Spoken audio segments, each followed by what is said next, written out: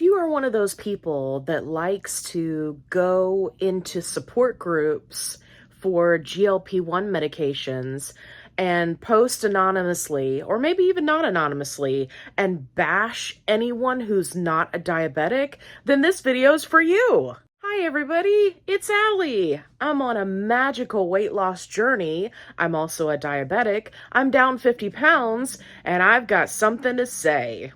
So apparently today was Bash Everybody Who's Not Diabetic Day in the support groups, and it really just blows my mind. So I wanted to make a video to address all of those people. And if you are not one of those people that likes to bash anyone else who might be on these medications who is not diabetic, if you don't bash people, then you can just stick around for the ride and listen to me rant, because I am so done with people completely missing the point. It's like it went right over their head. I'm going to give you a scenario. I want you to think about it, and then I want you to think about how you would react. So in this scenario, your significant other has cheated on you. How are you going to react to that? Are you going to react by attacking the person that they cheated on you with so that they can feel your rage and your wrath?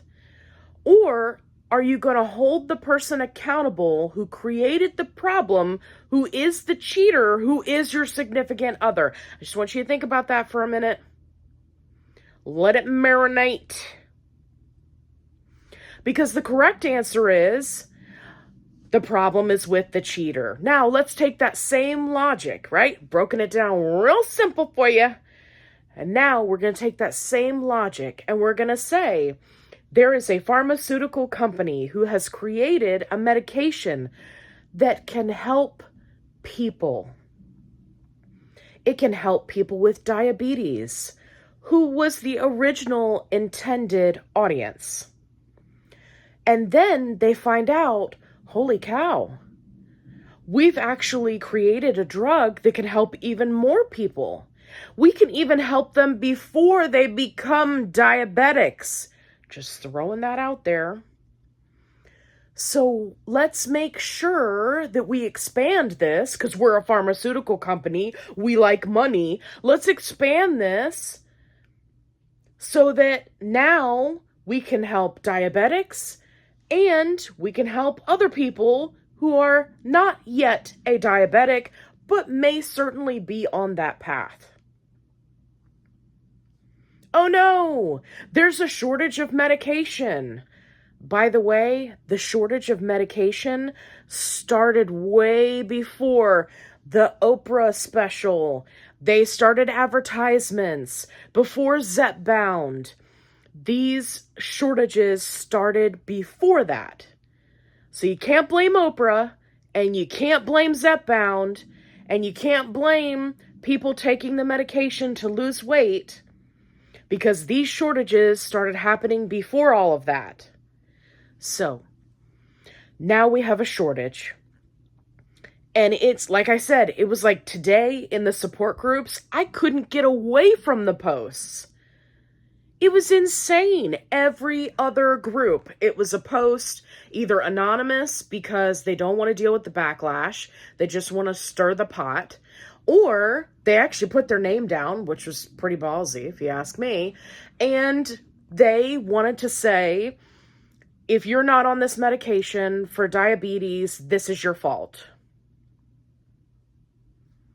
And I am here to tell you that you are blaming the wrong person. Now, don't you feel silly?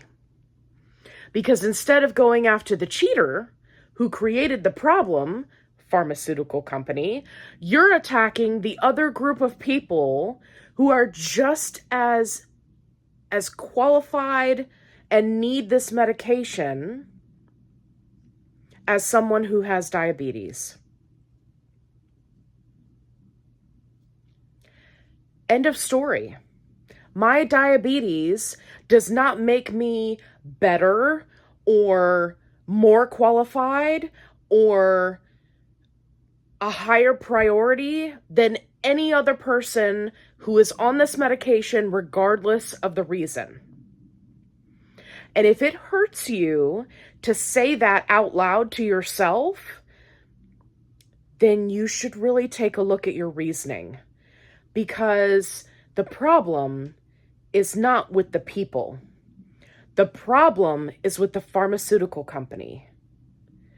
Now, them making tons of advertisements and pushing it out hard when there's a shortage, and an Oprah special, and this and that, and Ozempic on the Hulu, and the you know, I get it. None of that helps. But again, all of the shortages started before that. There is a solution to this problem. And specifically for Mounjaro, all they have to do is release the vials, because the issue is not with manufacturing the pharmaceutical, right, the medicine. The issue is with manufacturing the pens. And I know in my last video where I talked about this, we were pretty divided. Some people were hardcore, no, I only want the pen. And some people were with me and they were like, I don't care the method that I get my medication, I'll deal with it. I would prefer the pen, but if I can't get my medicine, I would much rather have it in a vial that I draw myself than to go without, right? So we were pretty divided in the comments, and it was very interesting to see people's reasoning, and all of those reasons are valid. If you are team pen, more power to you. If you are team vial, more power to you. If you are team I don't care, just get me my medication, more power to you. There's room for everyone at the table. But if they would release the vial, we could get our medication. Now, you may not be happy with, having to draw it out, but certainly, if there is this much anger and frustration, if your doctor or your pharmacist presented you with that option and said, hey, you can either wait for the pens to come back in stock, which might be end of April, it might be pushed out till August, who knows, or you can do the vial and do it yourself, and I can show you how, at least then you would have a choice. But see, they don't want to do that. I'm sure it's because it wouldn't be as expensive. And it probably also has to do with patents and also, people trying to copy the medication, right? If they could just get it straight up in the vial. But I mean, all things considered, you can just get it out of the pen. So if they're going to copy it, they're going to copy it, right? And compounding is already approved by the FDA. It's just not as closely regulated. But the reason why compounding is available is because of the shortage that the pharmaceutical company is creating because they can't keep up with the demand, right? Whether it's a distribution issue, a manufacturing of pens issue, or an actual medication issue, which they've assured us that it's not, right? So whatever the case is, they need to figure it out. That is where the anger and the frustration needs to be placed. Now, having said that, if you are in a position where you are unable to get your prescription filled, I will have a link down in the description box that will link you to the FDA's website. I want you to go. It literally takes 4 seconds. 4 seconds. I timed it. You click a couple of boxes, you put in an email address, and you tell them what doses you can't get a hold of. You let them know. I put in the little comments box that I don't have anything within a 300-mile radius of my home. And you submit it to the FDA. And maybe if we submit enough it'll put more pressure on the pharmaceutical company to get this fixed because it's ridiculous. It really is.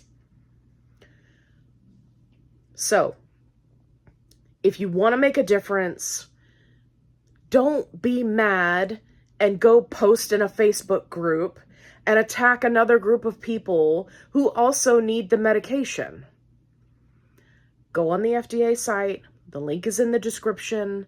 Take 5 seconds out of your day, fill it out, click that submit button, and let's apply some pressure, because that's the only way we're going to see this change. That's the only way. Or if we all just switch to compound and nobody's getting Mounjaro anymore. But I mean, let's just be honest, not everybody can afford to do that. Many people will go without the medication because they can't afford it unless insurance covers it. So go down into the description box. Please click that little link. Go fill it out. And then like this video if you agree that the problem is with the pharmaceutical company. And then after you click that like button, if you haven't clicked subscribe, go for it. And then make sure you click that link in the description box. Okay, guys, I'll see you in the next video. Be kind. Rewind.